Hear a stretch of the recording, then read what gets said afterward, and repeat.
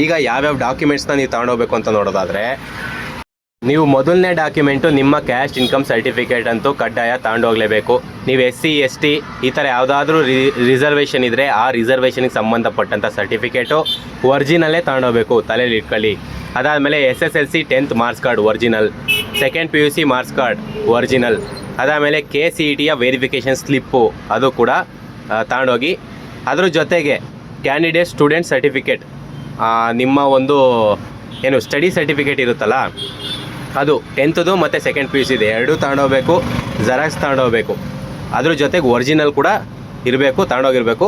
ಮತ್ತು KCET application ಹಾಕಿದ್ರಲ್ಲ ಅದು ಆ ಡಾಕ್ಯುಮೆಂಟು, ಅದ್ರ ಜೊತೆಗೆ ನಿಮ್ಮದು ಫೋಟೋ ID ಪ್ರೂಫ್ ಏನು ಆಧಾರ್ ಕಾರ್ಡು, ಅದ್ರ ಜೊತೆಗೆ ನಿಮ್ಮ ಅಡ್ಮಿಷನ್ ಕಾರ್ಡು, ಹಾಲ್ ಟಿಕೆಟ್ CETದು ಹಾಲ್ ಟಿಕೆಟ್ ಇತ್ತಲ್ಲ ಅದು, ಇಷ್ಟು ಡಾಕ್ಯುಮೆಂಟ್ಸ್ನು ತಗೊಂಡೋಗ್ಬೇಕು.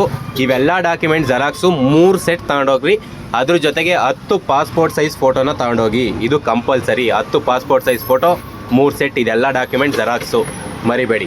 ಇದ್ರ ಜೊತೆಗೆ ಇಂಪಾರ್ಟೆಂಟ್ ಇನ್ಫಾರ್ಮೇಷನ್ ಏನು ಅಂದರೆ, ನೀವು ಕ್ಯಾಶ್ ಪೇಮೆಂಟ್ನ ಅಲ್ಲಿ ಕಾಲೇಜಲ್ಲಿ ಎಕ್ಸೆಪ್ಟ್ ಮಾಡಲ್ಲ, ನೀವು ಆನ್ಲೈನ್ ಪೇಮೆಂಟೇ ಮಾಡಬೇಕು. ಒಂದು RTGS ಮಾಡಬೇಕು, ಇಲ್ಲ ಫೋನ್ಪೇ ಮಾಡಬೇಕು. ಸೊ ಕ್ಯಾಶ್ನ ಅವಾಯ್ಡ್ ಮಾಡಿ RTGS, ನಿಫ್ಟು, ಫೋನ್ಪೇಲೇ ಪೇಮೆಂಟ್ ಎಕ್ಸೆಪ್ಟ್ ಮಾಡೋದು ಎಲ್ಲ ಕಾಲೇಜಸ್ಸಲ್ಲೂ. ಇದನ್ನು ನೆನ್ಪಿಟ್ಕೊಂಡಿರಿ. ಅದ್ರ ಜೊತೆಗೆ ನಿಮ್ಗೇನಾದರೂ ಈ ವಿಡಿಯೋ ಇನ್ಫಾರ್ಮೇಟಿವ್ ಅನಿಸಿದರೆ ನನ್ನ ಚಾನಲ್ನ ಸಬ್ಸ್ಕ್ರೈಬ್ ಮಾಡೋದನ್ನ ಕನ್ಸಿಡರ್ ಮಾಡ್ಕೊಳ್ಳಿ.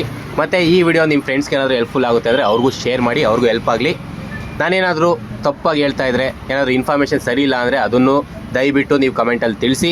ಅದಕ್ಕೆ ನಾನು ಓಪನ್ ಇದ್ದೀನಿ, ಏನೇ ತಿದ್ಕೊಳ್ಳೋದಕ್ಕೂ. Thank you.